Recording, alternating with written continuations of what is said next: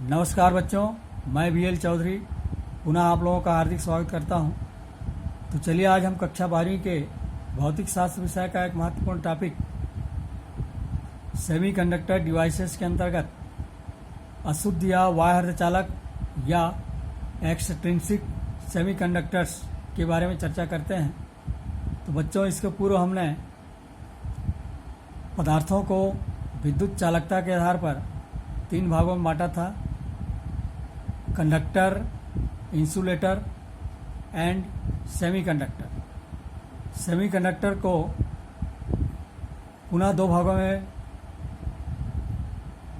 बांटा गया है, जिसमें से पहला है निज या आंतर अर्धचालक या इंट्रिंसिक सेमीकंडक्टर और दूसरा अशुद्ध या बाह्य अर्धचालक या एक्सट्रिंसिक सेमीकंडक्टर। तो जब किसी इंट्रिंसिक कंडक्टर में थोड़ी सी अशुद्धि मिला दी जाती है, लगभग 10⁻⁷ जर्मेनियम परमाणुओं में एक अशुद्धि, तो अर्धचालक की चालकता बहुत बढ़ जाती है।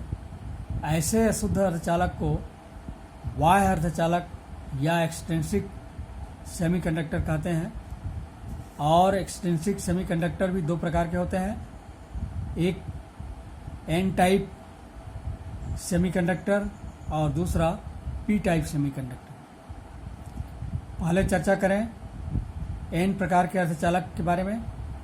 तो जब किसी जर्मेनियम या सिलिकॉन क्रिस्टल में एक पंचसंयोजी तत्व जैसे आर्सेनिक, फास्फोरस, एंटीमनी आदि की अशुद्धि मिला दी जाती है, तो इस प्रकार बने अर्धचालक को एन प्रकार का अर्धचालक कहते हैं। तो एंटीमनी परमाणु के 5 संयोजी इलेक्ट्रॉनों में से 4 इलेक्ट्रॉन अन्य निकटवर्ती जर्मेनियम परमाणु के संयोजी इलेक्ट्रॉनों से कोवैलेंट बॉन्ड या सहसंयोजक बंध बना लेते हैं और 5वां इलेक्ट्रॉन यहाँ पर फ्री हो जाता है। इसे फ्री इलेक्ट्रॉन कहते हैं। चूँकि यहाँ पर एंटीमनी परमाणु 1 इलेक्ट्रॉन प्रदान करता है, इसलिए इसे दाता परमाणु कहते हैं, डोनर एटम कहते हैं। और इस इलेक्ट्रॉन में ऋणावेश होता है, इसलिए इस क्रिस्टल को, जिसमें पंचसंयोजी तत्व मिला होता है, इसको हम एन टाइप सेमीकंडक्टर या एन टाइप अर्धचालक कहते हैं। अब ऊर्जा बैंड के पदों में एन प्रकार के अर्धचालकों की व्याख्या हम कैसे करेंगे, देखिए आप।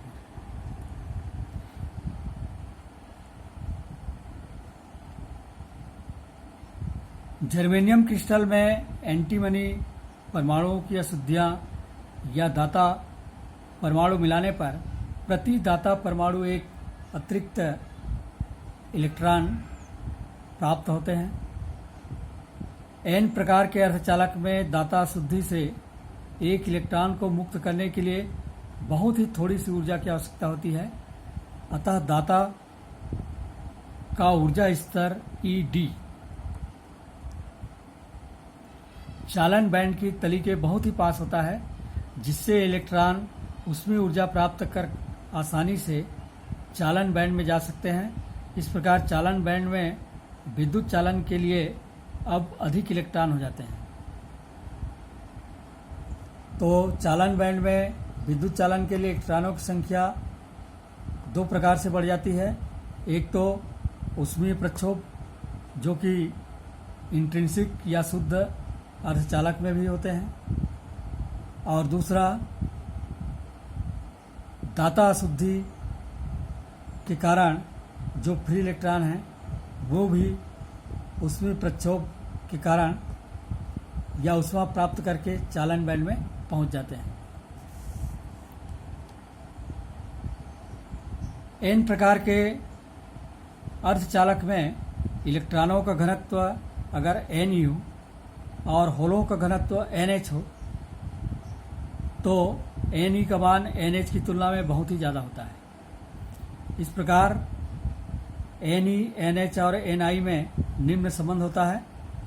Ne इंटू NH बराबर Ni स्क्वायर, जहाँ Ni निज अर्धचालक में इलेक्ट्रॉनों या होलों का घनत्व है। स्मरणीय तथ्य यह है कि जो दाता अशुद्धि परमाणु होते हैं वे फ्री इलेक्ट्रॉन प्रदान करते हैं, और जब किसी परमाणु से इलेक्ट्रॉन निकल जाते हैं तो जो शेष बचा परमाणु है वो आयन में बदल जाता है। तो इस प्रकार एन प्रकार के अर्धचालक में जितने गतिमान इलेक्ट्रॉन होते हैं उतनी संख्या में स्थिर धनात्मक दाता आयन होते हैं। अतः एन प्रकार का अर्धचालक विद्युत रूप से उदासीन होता है। तो इसके बाद हम पी प्रकार के अर्धचालक के बारे में चर्चा करेंगे। धन्यवाद।